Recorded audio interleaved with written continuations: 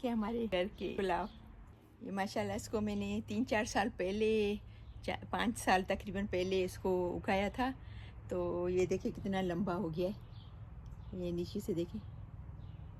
और फिर सर्दी में सूख जाता है और फिर वापस गर्मी में निकल आता है। तो माशाल्लाह इतने सारे इस साल इतने ज़्यादा नहीं निकले हैं, इस साल बहुत कम निकले हैं फ्लावर। लास्ट ईयर तकरीबन एक साथ 150-200 फ्लावर निकले थे, मैंने काउंट किए थे, तकरीबन 150 से ज़्यादा था। इस दफ़ा पता नहीं क्यों कम निकले हैं थोड़े से। तो माशाल्लाह यहाँ पर एडमिंटन की ये बहुत अच्छी बात है कि जब समर आता है तो ग्रीनरी ग्रीनरी है।